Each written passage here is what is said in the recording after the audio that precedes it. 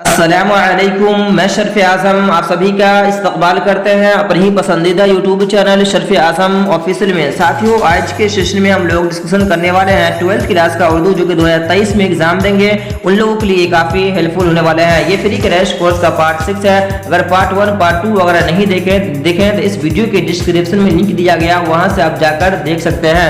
आज की इस वीडियो में हम लोग पढ़ने वाले हैं मीर अमन के बारे में, मीर अमन साहब के बारे में। और मीर अमन साहब जो लिखे हुए हैं बाग व बहार, उनका मुख्तसर सा खुलासा देखेंगे और इस चैप्टर से जितनी भी सब्जेक्टिव क्वेश्चन जो कि आपके एग्जाम के पॉइंट ऑफ व्यू से इंपोर्टेंट है उनको सॉल्व करने वाले हैं। और लास्ट में चलेगा आपको ऑब्जेक्टिव क्वेश्चन का सेशन। तो मैं उम्मीद करता हूं कि आप इस वीडियो के लास्ट तक बने रहिएगा। तो चलिए इस वीडियो को हम शुरू करते हैं। इस चैप्टर से ज्यादा जो क्वेश्चन पूछा जाता है कि मीर अमन का असल नाम क्या है, तो मीर अमन का असल नाम मीर अमन है और इनका तखल्लुस लुत्फ है। तखल्लुस उसे कहते हैं जो शायर अपने शेर के लास्ट में नाम लिखता है उसे हम तखल्लुस कहते हैं। और इनकी पैदाइश दिल्ली में हुई थी। और कब हुई थी, तो 1732 ईस्वी को इनकी पैदाइश दिल्ली में हुई थी।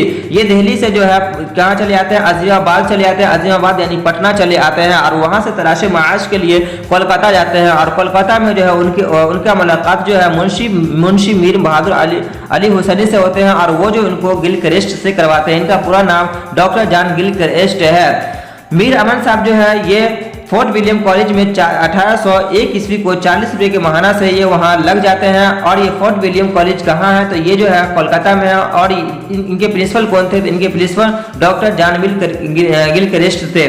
फोर्ट विलियम कॉलेज में क्या होता था, तो ये अंग्रेजों के तरफ से एक शोबा बनाया गया था जिसमें हिंदुस्तानी जबान उन्हें अंग्रेजों को सिखाया जाता था। लिखे दो किताब लिखे जो कि बहुत ही मशहूर किताब है। एक किताब का नाम है गंजे खूबी और दूसरी किताब है बाग व बहार। ये गंजे खूबी जो है ये फारसी की मशहूर किताब अखलाक मोहसनी से, ये अखलाक मोहसनी का ये उर्दू तर्जमा है गंजे खूबी। और ये बाग व बहार जो है ये भी फारसी किताब के, कौन से फारसी किताब के, ये किस्सा यानी के चार दरवेश के जो है ये इनका जो है ये बाग व बहार उर्दू तर्जमा है। ये बागो बहार जो है उर्दू तर्जमा है। ये बागो बहार जो है ये इनका तारीखी नाम कब पड़ा था, तो ये 1802 में पड़ा था। कब पड़ा था, तो 1802 में पड़ा था। और ये शाये कब हुआ था, तो ये 1804 में जो है ये कोलकाता के हिंदुस्तानी छापे खाना से ये शाये हुआ था। और जो है ये फोर्ट विलियम कॉलेज के किताबों में से बहुत ज्यादा मशहूर किताबें थी। कौन, बागो बहार थे।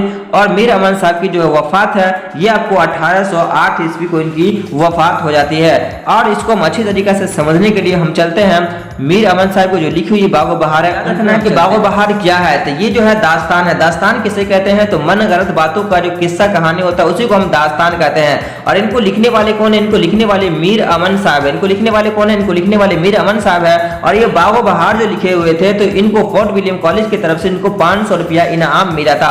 बागो बहार में कितने दरवेशों का किस्सा बयान किया गया है, तो कुल अगर पूछे तो इसमें 5 दरवेशों का किस्सा बयान किया गया है। लेकिन कितने दरवेशों का बयान किया गया है, तो दरवेश का अगर सिर्फ कुल पूछे तो 5 और कितने पूछे तो इसमें 4 दरवेशों का किस्सा बयान किया है। दरवेश यानी कि फकीर यानी कि अल्लाह वाला का, इनमें 4 किस्सा बयान किया गया। और 5वां जो है जो कि आजाद वक्त है। और ये आजाद वक्त कौन है, रूम के बादशाह है। इनके है ये रूम का बादशाह, तो उनका भी किस्सा इसमें बयान किया गया है। तो कुल मिलाकर जब कुल पूछे तो 5 हो जाएगा। और इसमें जो है अगर कितने पूछे तो 4 का इसमें आप आंसर दीजिएगा।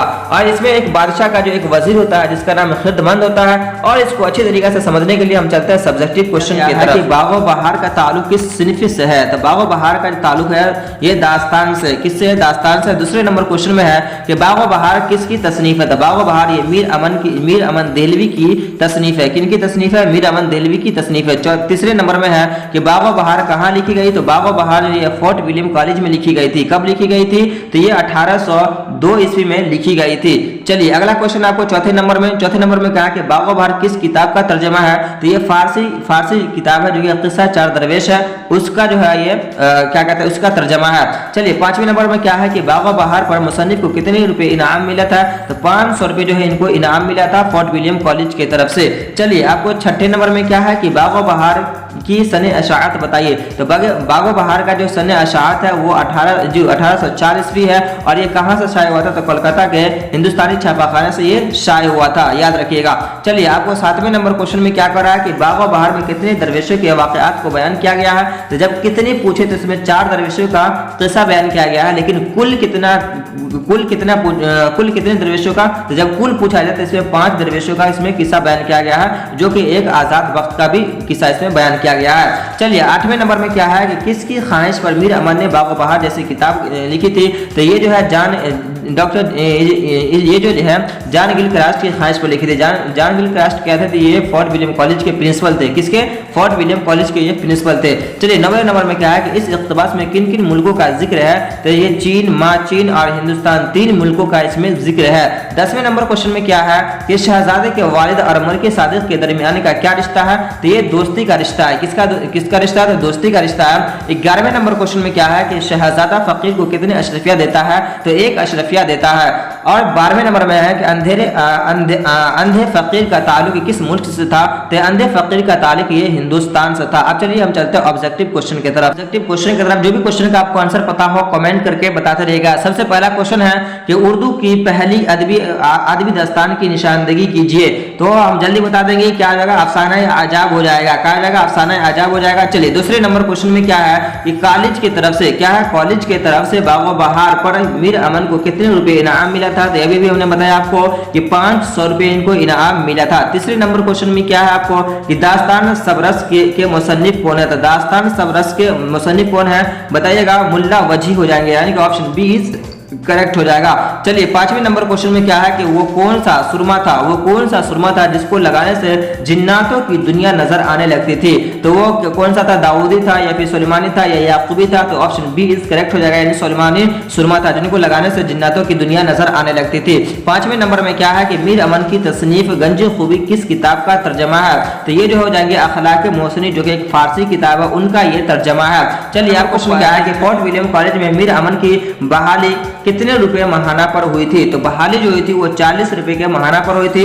कितने रुपए में? 40 रुपए के महाना पर हुई थी। 8वें नंबर क्वेश्चन में क्या है कि बागो बहार के मुसन्निफ कौन है? तो बागो बहार के मुसन्निफ कौन हो जाएंगे? बताइए। मौलाना आजाद, रजब अली बेग या फिर मीर अमन? तो मीर अमन हो जाएंगे। मीर अमन की पैदाइश कब हुई थी?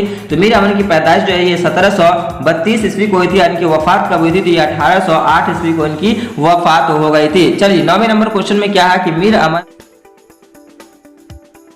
क्या हो जाएगा? अफसाना आजाब है, बागो बहार है, किस्सा चार दरवेश है। तो ऑप्शन बी इज करेक्ट हो जाएगा।